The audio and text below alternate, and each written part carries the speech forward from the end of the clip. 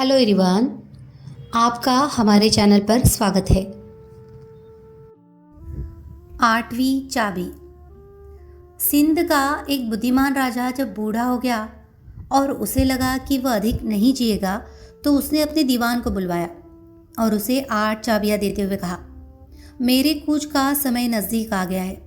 राजकुमार जब तक बड़ा नहीं हो जाता, आप सिंहासन की रक्षा करें।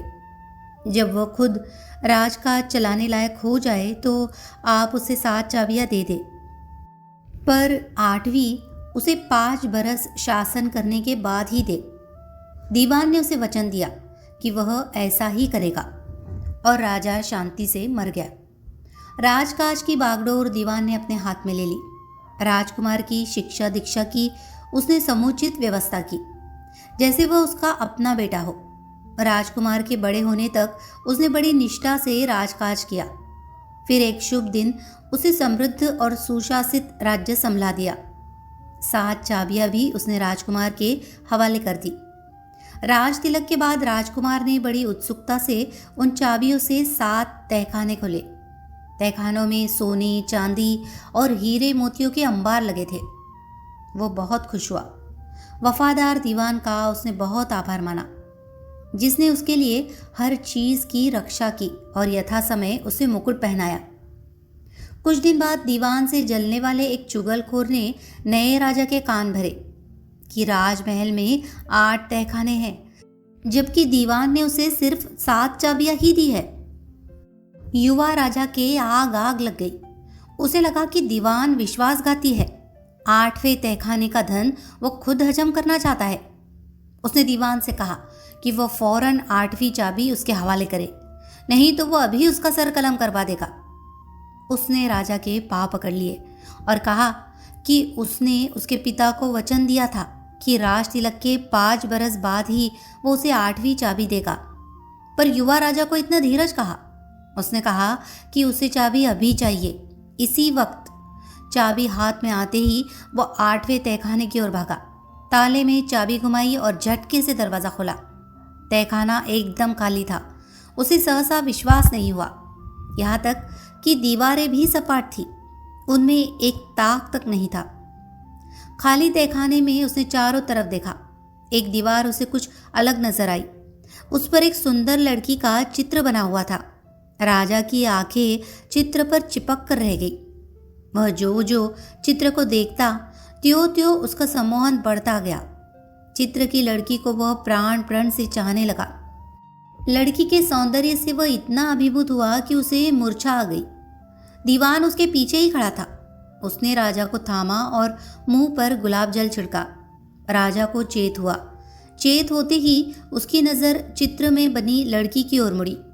उसने दीवान को आदेश दिया कि जैसे भी हो वह इस लड़की को जल्दी से जल्दी उससे मिलवाए, नहीं तो वह राजपाट और अन्न जल सब छोड़ देगा। दीवान को यह बहुत विचित्र लगा कि राजा उस लड़की पर मुग्ध हो गया जिसे उसने कभी देखा तक नहीं। पर उसने राजा को आश्वस्त किया और वचन दिया कि इस लड़की की खोज में वह निकल पड़ेगा। उसी हफ्ते मंत्री ने जहाज में विक्रय योग्य तरह तरह का सामान भरा और भरोसे के कुछ नौकरों के साथ तुरंत निकल पड़ा।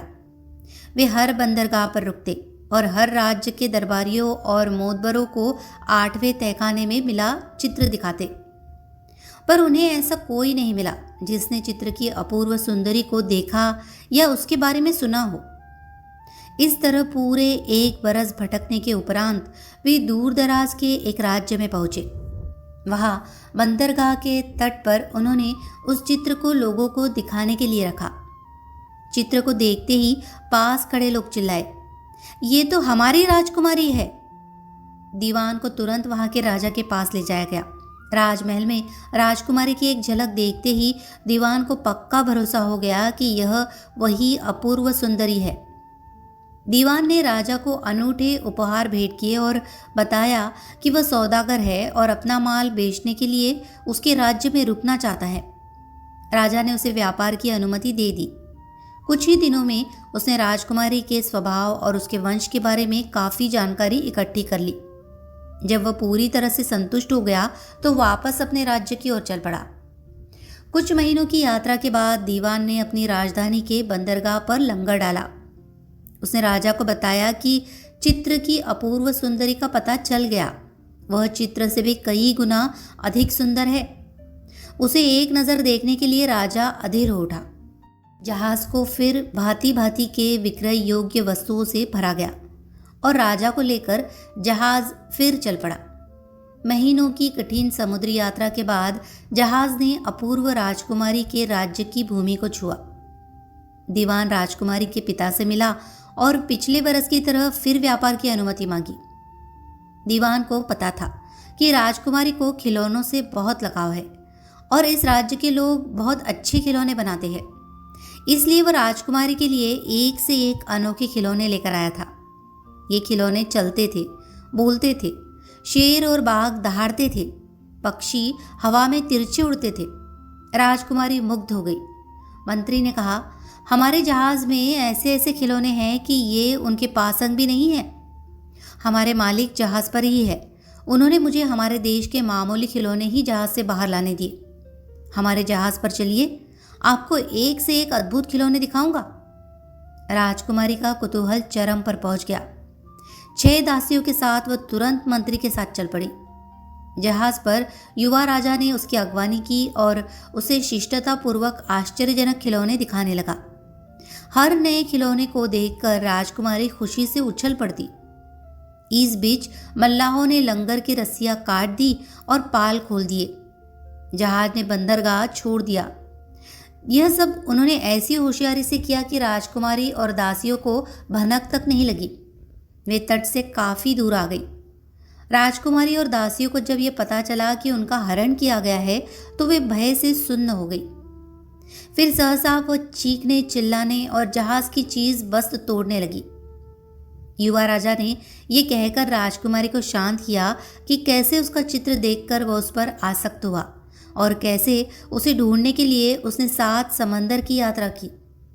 युवा राजा के प्रणय निवेदन और उसकी सौजन्यता से राजकुमारी पसीज गई। उसका प्रतिरोध ठंडा पड़ गया। राजकुमारी को लगा कि वह भी उसे चाहने लगी है। युवा राजा के राज्य में पहुंचने पर उसकी रानी बनने के लिए वह राजी हो गई। वहां पहुंचने में अभी महीनों की देर थी, पर प्रेम की मदभरी लहरों में डूबते उतरते प्रेमी युग्म बहुत खुश थे। जहाज मंजिल पर पहुंचने ही वाला था। क्षितिज पर धरती की झलक दिखने लगी थी। दोनों प्रेमी एक दूसरे की आंखों में आंखें डाले जहाज की पाटन पर टहल रहे थे। बूढ़ा मंत्री गलही पर बैठा अधमुंदी आंखों से जहाज की गति से कटती लहरों को देख रहा था। उसने सर उठाकर पास आती जमीन की ओर ताका। तभी तोता मैना का एक जोड़ा उड़ता हुआ आया और उसके पास जंगले पर बैठ गया। बूढ़ा मंत्री पखेरुओं की भाषा जानता था। वो उनके बोलने का इंतजार करने लगा। जंगले की रस्सी पर बैठने के थोड़ी देर बाद मैना बोली, मुझे यह जहाज पर अच्छा नहीं लग रहा, कोई कहानी सुनाओ ना। तोता कुछ पल सोचता रहा, फिर कहने लगा, एक कहानी यही ऐन हमारी आंखों के सामने घटित हो रही है। युवा राजा और उसकी मंगेतर को देखो, कितने खुश है। राजा सिर्फ 3 दिन और जिएगा। 3 दिन बाद ये तट पर लंगर डालेंगे। राजा की अगवानी के लिए उसकी फौज, हाथी और घोड़े आएंगे। राजा की सवारी के लिए शाही घोड़ा भी तैयार होगा, पर यह घोड़े का रूप धरे एक राक्षस होगा। जैसे ही राजा घोड़े पर बैठेगा, वो उसे लेकर आकाश में उड़ जाएगा और उसे समुद्र में गिरा देगा। मैना की आंखें डबडबा गई। तो विवाह से पहले ही राजकुमारी का सुहाग गुजर जाएगा। कैसी सुंदर जोड़ी है। बेचारी पर दुखों का पहाड़ टूट पड़ेगा। क्या राजा किसी तरह बच नहीं सकता? तोते ने कहा, बच सकता है प्रिय, अगर कोई राजा के घोड़े को छूने से पहले ही घोड़े का सर काट दे। पर यह बात किसी से कहना मत। जो भी ये बात किसी से कहेगा, उसका 1/3 शरीर पत्थर का हो जाएगा। फिर तोता मैना उड़ गए। ये सुनकर बूढ़ा मंत्री स्वामी के जीवन के लिए चिंतित हो गया। प्रसन्नचित्त राजा राजकुमारी के साथ चहलकदमी कर रहा था। राजकुमारी का चेहरा भी खुशी से दमक रहा था। उन्हें कतई भान नहीं था कि कैसा भविष्य उनकी प्रतीक्षा कर रहा है। अगले दिन तोता मैना फिर आए और उसी स्थान पर बैठे। मंत्री ने उन्हें देखा। उनके पास जाकर बैठ गया। उनका एक शब्द भी वह अनसुना नहीं छोड़ना चाहता था। मैना ने पाटन पर टहलते राजा और उसके मंगेतर को देखा और तोते से पूछा, अगर राजा राक्षस घोड़े से बच जाए फिर तो उन्हें खतरा नहीं है ना? उसके बाद तो वे विवाह करके सुख से रहेंगे। तोते ने कहा, नहीं प्रिय, इतनी जल्दी मत करो। राजा और राजकुमारी शायद कभी सुख से न रह सकेंगे। राक्षस घोड़े से वह बच गया तो विवाह समारोह में मर जाएगा। समारोह में राजा शुद्ध सोने की एक तश्तरी देखेगा। तश्तरी उसे इतनी अच्छी लगेगी कि वह उसे उठाएगा और विवाह करा रहे पंडितों को देने के लिए राज स्वर्णकारों को वैसी तश्तरियां बनाने का आदेश देगा। इसकी थोड़ी देर बाद ही वह अचेत होकर गिर जाएगा और मर जाएगा। उस तश्तरी पर हलाहल चुपड़ा हुआ होगा। तश्तरी को छूने से हलाहल राजा की त्वचा में प्रवेश करके कुछ ही देर में उसके प्राण ले लेगा। मैना फिर व्याकुल हो गई। राजा के प्राण बच नहीं सकते। अगर कोई कपड़े से तश्तरी को उठाकर दूर फेंक दे तो राजा बच सकता है, पर याद रखना ये बात किसी से कहना मत, नहीं तो तुम्हारा 1/3 शरीर पत्थर का हो जाएगा। ये कहकर तोता मैना उड़ गए। मंत्री गहन चिंतन में डूबा वही बैठा रहा। अगला दिन समुद्री यात्रा का आखिरी दिन था। अपने अंतस में रहस्य को दबाए हुए मंत्री गलही में आ बैठा। उसे लगता था कि तोता मैना आज फिर आएंगे, और वे आए भी। मैना ने तोता से पूछा, अगर राजा जहर लगी तश्तरी से बच गया तब तो वह राजकुमारी के साथ सुख से जी सकेगा ना? नहीं प्रिय, राजा अधिक नहीं जिएगा। राजकुमारी के भाग्य में दुख ही लिखा है। विवाह के उपरांत दूल्हा दुल्हन शाही शयन कक्ष में सोने जाएंगे। जब वे गाढ़ी नींद सो जाएंगे तो छत से लटके एक सांप के मुंह से जहर की एक बूंद दुल्हन के गाल पर टपकेगी। जब राजा की आँख खुलेगी और वह दुल्हन के गाल को चूमेगा तो उसके प्राण पखेरु उड़ जाएंगे। मैना का मन अनुकंपा से भर गया। पूछा, सुहाग रात के इस भयानक अंत को रोकने का क्या कोई उपाय नहीं है? तोते ने कहा, एक उपाय है प्रिय।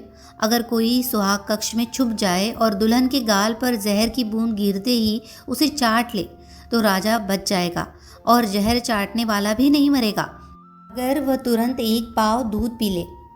पर सुहाग कक्ष में छुपने का साहस कौन कर सकता है? लगता है राजा की मौत टल नहीं सकती। सुनो प्रिय, अगर तुमने ये बात किसी को बताई तो तुम्हारा 1/3 शरीर पत्थर का हो जाएगा। इतना कहकर तोता मैना उड़ गए। मंत्री ने मन ही मन प्रण किया कि अपना बस चलते वह स्वामी का बाल भी बाका नहीं होने देगा, चाहे इसमें उसके प्राण ही क्यों न चले जाए। चिंतित मंत्री ने निश्चय किया कि वह एक पल के लिए भी राजा को दृष्टि से ओझल नहीं होने देगा। जहाज के तट पर पहुंचते ही राजा नीचे उतरा और राक्षस घोड़े की ओर बढ़ा। इससे पहले कि वह उस पर बैठ पाता, मंत्री ने म्यान से तलवार निकाली और एक ही झटके में घोड़े का सर धड़ से अलग कर दिया। राजा की भ्रुकुटियां तन गई। राजा ने उससे इसका कारण पूछा, पर उसने कोई जवाब नहीं दिया। इससे राजा का क्रोध और भड़क गया। मंत्री जानता था कि इसके बारे में उसने एक शब्द भी कहा तो उसका 1/3 शरीर पत्थर का हो जाएगा। मंत्री का व्यवहार राजा को बहुत अजीब लगा, पर उसने बहुत ही स्वामी भक्ति से उसकी कुल की सेवा की है, इसलिए उसने उसे क्षमा कर दिया। विवाह की भव्य तैयारियां की गई। विवाह में शामिल होने के लिए दूर दराज देशों से अतिथि आए। विवाह समारोह में राजा की नज़र सोने की एक सुंदर तश्तरी पर पड़ी। उसे उठाने के लिए राजा ने जो ही हाथ बढ़ाया तो ही मंत्री ने लपक कर उसे उठाया और उसे बहते नाले में फेंकने के लिए भागा। राजा की समझ में नहीं आया कि मंत्री ने ऐसा क्यों किया। राजा के पूछने पर भी उसने होठ नहीं खोले। राजा आग बबूला हो गया, पर इतने अतिथियों के सामने उसने कुछ कहना करना उचित नहीं समझा। विवाह संपन्न होने के उपरांत दूल्हा दुल्हन शयन कक्ष में जाकर सो गए। उन्हें पता नहीं था कि वहां मंत्री पर्दे के पीछे छुपा हुआ है। मंत्री पूरी तरह चौकन्ना था। थोड़ी देर बाद छत से एक सांप नीचे उतरा और सोई हुई दुल्हन के गाल पर जहर की एक बूंद गिराई। मंत्री तत्काल पलंग की ओर बढ़ा, दुल्हन के गाल पर से जहर चाटा और साथ लाया दूध पी गया। इससे दुल्हन की नींद उचट गई। उसने आंखें खोली। उसे लगा कि मंत्री ने उसके गाल को चूमा है। उसने चिल्ला कर राजा को जगाया। अपने शयन कक्ष में मंत्री को देखकर राजा गुस्से से पागल हो गया। उसने पहरेदारों को बुलाकर आदेश दिया कि इसे कारागार में बंद कर दे और सूरज निकलते ही नगर की प्राचीर पर इसे फांसी लगा दे। पहरेदारों ने मंत्री को कारागार में डाल दिया। सुबह अंतिम इच्छा पूछे जाने पर मंत्री ने कहा कि मरने से पहले वह महाराज से मिलना चाहता है। राजा उससे मिलने से इनकार न कर सका। जंजीरों से जकड़े मंत्री को राजा के सामने लाया गया। वहां उसने राजा को सारी बात बताई। जैसे ही उसने बताया कि कैसे तोते ने असुर अश्व की बात किसी को बताने से मना किया था, उसके हाथ और पांव संगमरमर के हो गए। फिर हलाहल से पुती तश्तरी की बात बताने से वह छाती तक संगमरमर का हो गया। अंत में छत में छुपे सांप के जहर टपकाने की बात कहने पर उसके कंधे और सर भी संगमरमर के हो गए। राजा सन्न रह गया। कुछ पल उपरांत धक्के से उबरने पर वो फूट फूट कर रोने लगा। स्वामी भक्त मंत्री की परिणति पर उसका हृदय फटा जा रहा था। मंत्री की पथराई हुई देह को उसने अलग कक्ष में रखवाया, उसे मालाएं पहनाई और उसकी पूजा करने लगा।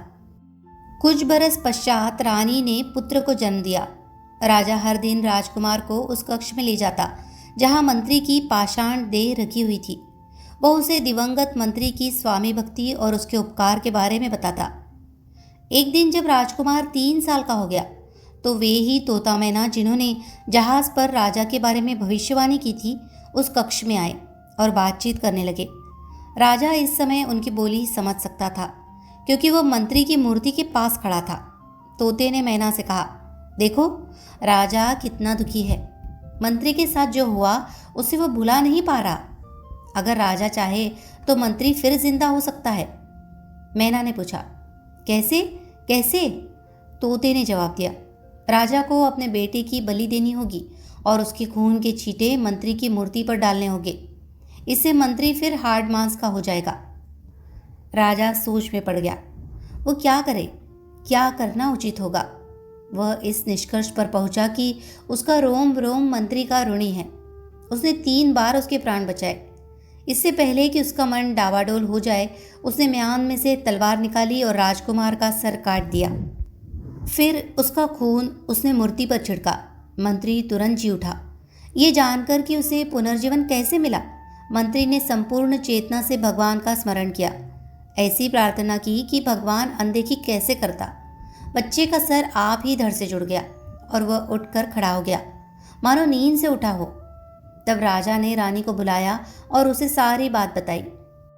वह ये सुनकर कांप गई कि उसके पति ने स्वयं अपने पुत्र का सर काटा, पर उसने ये स्वीकार किया कि राजा के पास और कोई चारा नहीं था।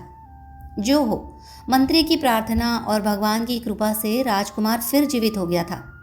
राजा, रानी और राजकुमार ने बहुत लंबी आयु पाई। वे जब तक जिए सुख से जिए।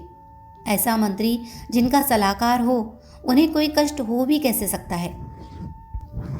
कहानी अगर आपको पसंद आई हो तो प्लीज़ इसे लाइक करें, शेयर करें और कमेंट करें। और इसी तरह की और भी कहानियों को सुनने के लिए हमारे चैनल को सब्सक्राइब भी कर लीजिए। धन्यवाद।